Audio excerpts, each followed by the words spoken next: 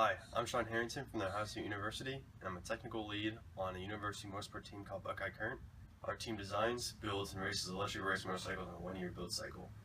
For this year's bike, I've been working with fellow software team members Matt Kujawinski, Brian Kelly, and Wes Darvin, along with Harvard team member Concillado, on a rider display that will show to the rider and team members critical information about the bike. This summer, we're gearing up to race at this year's Pike's Peak International Hill Climb, set to take place June 28th. Commenting on racing vehicles is a rider display that shows only the most vital information to the rider. One of our big goals for this year is to create our own rider display that's able to show any piece of information on the bike to the rider in an easy to comprehend format. It's also convenient, however, to show a large amount of information at the same time to all team members so we can make sure the system is working fully and properly before the race actually begins. This product and entry for TI's 2015 Innovation Challenge hopes to accomplish these two objectives. Hey, I'm Kim Concillado and a senior in electrical engineering. As the hardware member of this project, I implemented the SN65HVD1050 CAN transceiver chip to act as a bridge between the differential protocol of CAN communication and the single-ended protocol of serial communication. That means if a 0 comes through the serial line, the IC leaves the CAN line recessive, and if the CAN line ever receives a dominant signal, there is a 1 spit out on the serial side.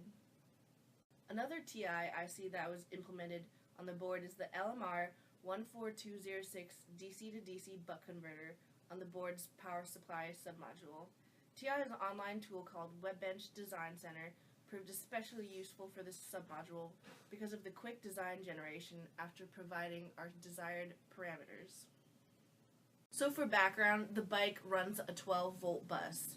The processor takes 3.3 volts and a current is drawn of 100 to 200 milliamps. So our parameters ended up being 12 to 15 volts to account for any spikes, and the current being 100 to 200 milliamps, the output voltage being 3.3 volts.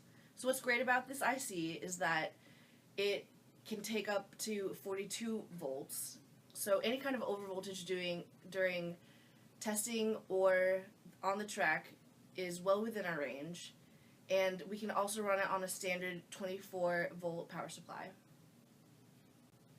The LP38693 low dropout voltage regulator was utilized in the circuit to input 5 volts and output 3.3 volts, while keeping the current constant.